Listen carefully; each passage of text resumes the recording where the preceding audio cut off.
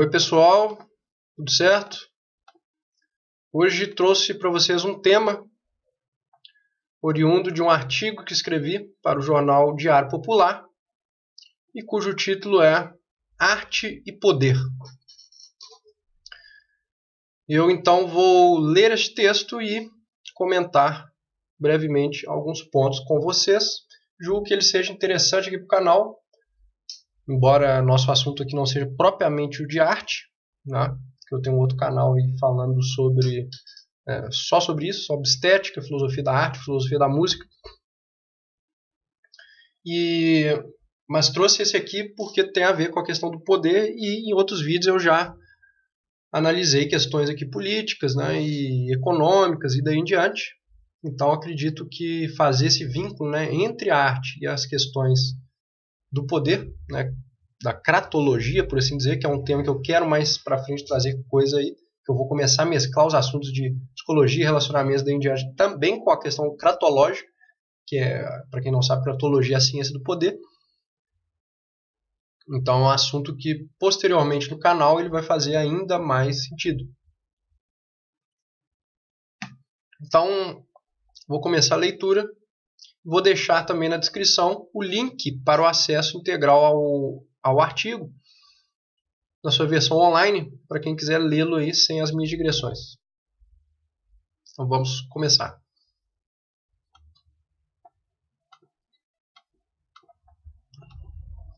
Desde idos tempos, a figura do artista esteve vinculada a certas figuras relativas ao poder.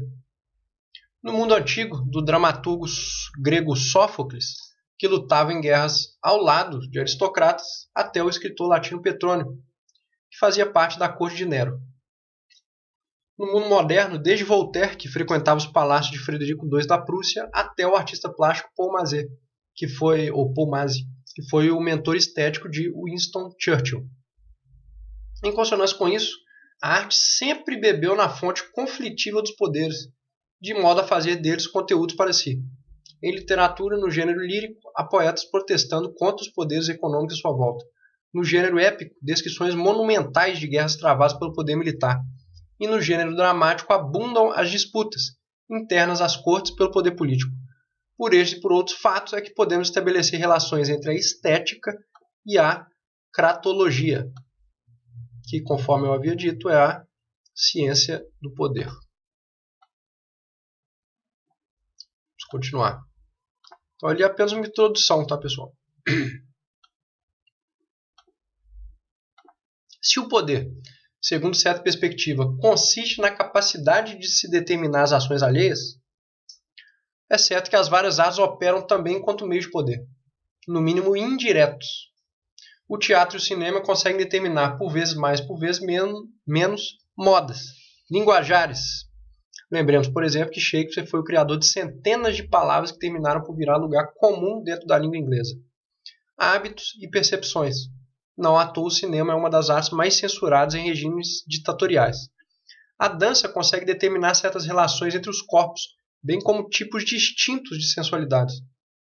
A pintura e a escultura renovam o modo através do qual enxergamos as possibilidades da realidade em termos de formas, e deste modo impele a determinação daquilo que destacamos dentro das próprias formas, isto é, a influenciar a Gestalt ou psicologia das formas. A música determina afetos. Tanto Platão em sua obra República, quanto Aristóteles em sua Poética já discutiam do assunto. Gestos, estilos grupais, lembremos dos punks, hips, etc., disposições temperamentais. Obviamente, o limite entre a determinação e a sugestão oscilam quando se trata do poder artístico, o que não significa que ele possua uma quantidade de meios de poder menor do que outros campos da atuação humana, mas tão somente que possui qualidade diversa. Então, a partir deste parágrafo fica mais claro, né, essa relação então, que eu estabeleço entre arte e poder, ou pelo menos alguma delas, né? Então, a conceituação ali do poder é do início do parágrafo. Ou seja, poder consiste na capacidade de determinar as ações alheias. Então, sim, se isso é verdade, né, a gente pode pensar que tudo aquilo que determina de forma menos ou mais direta as ações é também um meio de poder. Então, a arte também configura-se quanto meio de poder. de fato. Então aqui eu trago vários exemplos, né? Mas a gente pode ir pensando aí, vocês podem pensar em outros. Imagina aí, por exemplo, as novelas, certo? A novela, vamos dizer as novelas brasileiras mesmo, né? Porque ali eu cito teatro e cinema. Mas vamos pensar a televisão, na novela.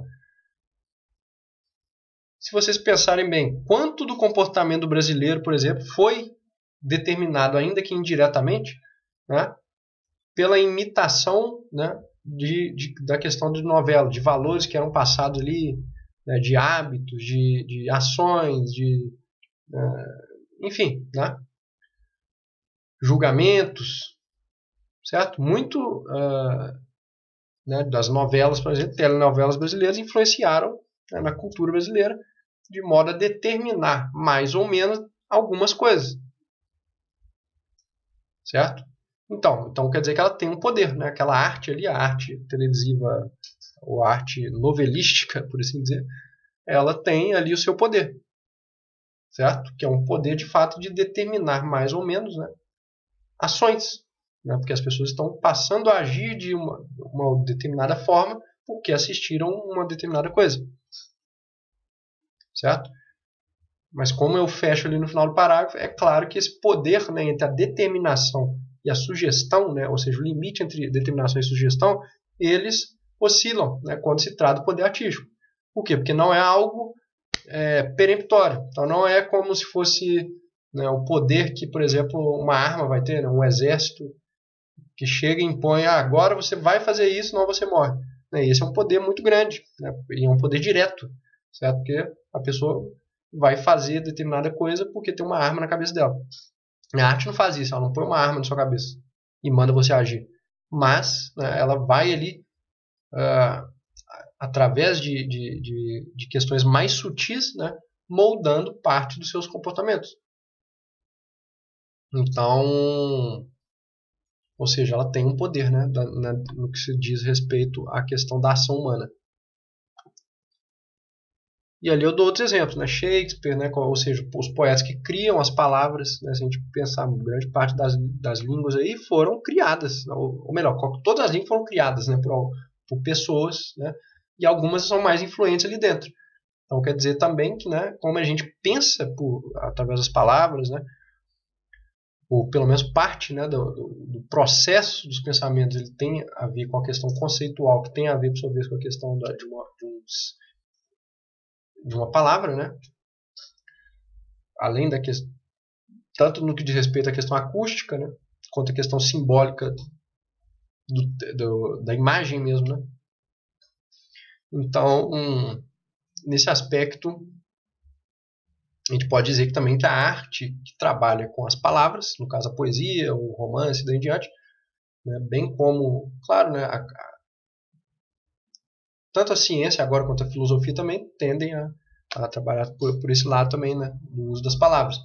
Mas, por excelência, né, e desde a antiguidade, a gente vê que a literatura e a poesia elas têm essa vanguarda aí, né, no que diz respeito à criação de palavras, a questão da própria forma de escrita, né, a elaboração das formas e daí em diante, e tudo isso tem um poder sobre os seres humanos. Certo? Então, né, é uma arte que tem poder. A música, né, nem precisamos falar. Imaginem aí, por exemplo, o tanto do comportamento, por exemplo, do brasileiro, né, que mudou por causa do funk, por exemplo, funk carioca. Né? A gente vê uma dança associada a determinada música, né, que por sua vez vai gerar ambientes determinados, que por sua vez vai gerar determinados hábitos, que por sua vez vai gerar determinados comportamentos dentro das redes sociais e daí em diante. Então, quer dizer, aquilo que nasce apenas como música ali, algo aparentemente inocente, né, como funk e daí em diante, né, vai se espalhar e vai criar, determinar coisas dentro da sociedade. Ou seja, né, ele tem sim um poder muito grande, né? E daí em diante, tá, pessoal? Então, vocês podem ir pegando exemplos aí, né? Pra vocês verem como que a arte vai ter esse poder. Né? E vamos continuar então a leitura.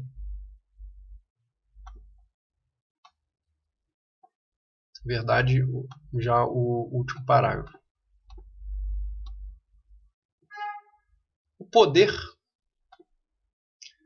seja ele o político, o religioso, o econômico ou o militar, tende sempre a usar-se da arte na medida de sua própria expansão. Ora porque anseia ver-se refletido simbolicamente a fim de gozar de sua própria potência, às vezes porque necessita fazer determinada propaganda de si para o que os meios expressivos e manipulativos da arte são de grande valia. Ora porque, percebendo sua própria efemeridade, busca condensar na arte sua essência mais íntima e, desse modo, fomentar meios artísticos capazes de sintetizar tal essência dentro de uma forma e um conteúdo duradouros, ou ainda como um meio de ataque a outros poderes, para o que a arte satírica, por exemplo, é de exemplar importância.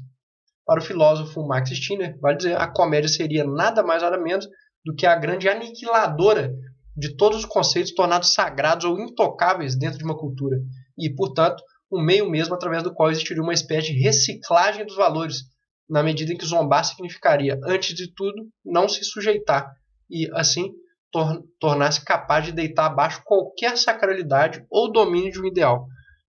E então o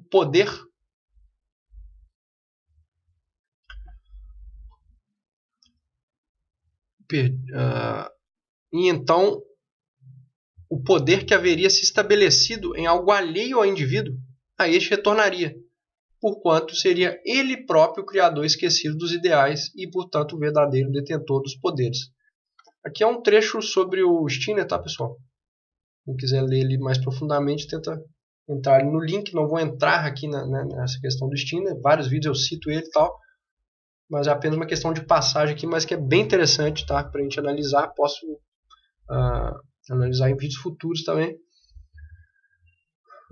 Mas basicamente, né, para o Stirner, a comédia tem a função de aniquilar os conceitos, né? Ou seja, aquilo que a gente considera sagrado, né? Não apenas, né, em sentido religioso, pode ser no sentido político também.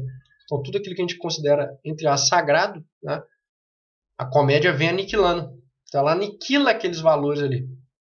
Certo? Ou seja, tudo aquilo que é intocável dentro de uma cultura, a comédia vem, toca e destrói.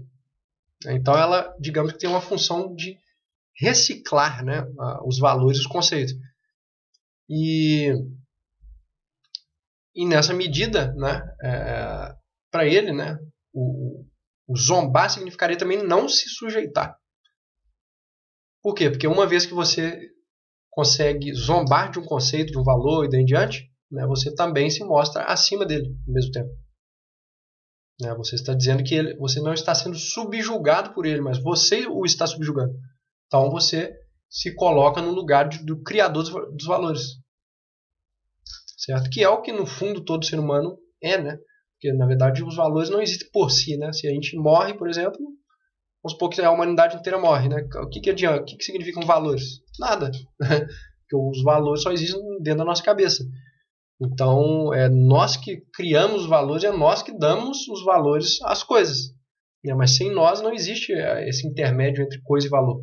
Então, é porque não existe o próprio valor sem a gente.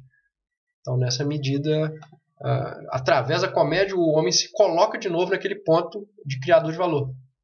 Que às vezes ele deixa ou que ele esquece, certo? Por quê? Porque ele colocou aqueles valores ali como acima dele, ou seja, como algo que transcende o que ele próprio é, ou a própria capacidade dele de dar o valor. Ou seja, ele idealiza, né? Ele coloca a coisa acima dele, para além dele, daí em diante, só que, obviamente, quando ele faz isso, ele está tornando aquilo quase como um deus, né? Ele faz o valor, ou o que quer que seja, tornar-se uma coisa intocável, né? Uma coisa que está para além dele, enquanto é ele próprio que está criando todo esse processo. Então a comédia faz o homem retomar a si próprio, né? Retomar o poder sobre si mesmo, né? Que é o que eu digo então aqui no final. Zombar significaria, antes de tudo, não se sujeitar e assim tornar-se capaz de deitar abaixo qualquer sacralidade ou domínio de um ideal.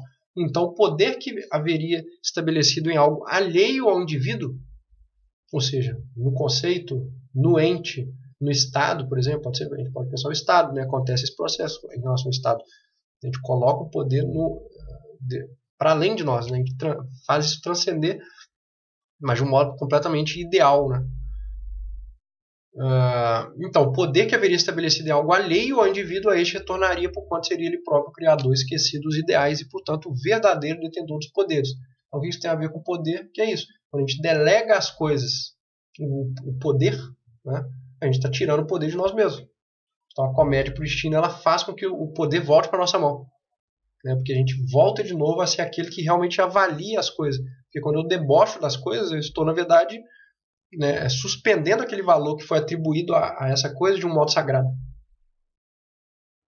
Então é bem interessante, né, esse ponto do Stirner, e eu trago ele aqui para a gente mostrar que justamente, né, a comédia, enquanto também uma vertente artística, né, ela tem este caráter aí suficiente para brincar com o jogo de poder, brincar com o poder, e portanto fazer um jogo de poderes, um jogo com o poder, né, na medida em que ela justamente desestabiliza os poderes a partir da zombaria. Né? E então termina o texto. Vou ler para vocês o último trecho aqui. Com efeito, a arte, por assim dizer, muitas vezes multiplica o poder através do seu próprio poder, como uma espécie de catalisador cratológico, embora nem sempre os próprios artistas estejam cônscios acerca de quais poderes eles ajudam a diminuir ou multiplicar. Então é isso, ou seja, né, muitas vezes a arte multiplica o poder, ou seja, um poder já constituído, que já existe, a arte, na medida em que ela usa às vezes dele ali, ou coloca símbolos relativos àquele poder dentro de si, ou seja, como for, ela usa o próprio poder dela, ou seja, o poder artístico, para multiplicar um poder que já existe. Então, né, nesse sentido, eu trago o conceito ali que eu criei de catalisador cratológico, né, ou seja, o catalisador de determinado poder. Então a arte também atua enquanto uma espécie de catalisador cratológico, né? Embora, então, como eu termino, nem todos os artistas estejam cônscios acerca de quais poderes eles ajudam a diminuir ou multiplicar. Então, muitas vezes os artistas, né, fazem o jogo de poder ali, mas estão inocentes, né, perante aquilo ali. Não que não podemos julgá-los por isso, né, mas né, muitas vezes eles estão ali colocando coisas dentro de suas obras, etc., e nem sabem quem que eles estão ajudando, né, quais poderes eles estão fazendo decair, quais estão subindo e daí em diante. Então, muitas vezes eles tornam as coisas ainda mais caóticas. Né? A gente pode olhar isso para o lado positivo, mas também tem lados negativos. Daí em diante, meu objetivo não é julgar isso, né? Não é fazer um julgamento de valor, mas apenas ver ali que esse processo ocorre. Beleza, pessoal? Então, por hoje é isso. Vou deixar aí na descrição o link para quem quiser ler o texto em sua completude sem as minhas digressões. E podem deixar aí suas críticas, dúvidas, sugestões para outros vídeos e daí em diante. Ou, né, quiserem falar sobre o assunto também, aprofundar algum ponto, estarei à disposição nos comentários para responder assim que possível. Então é isso, pessoal. Grande abraço a todos e até o próximo vídeo.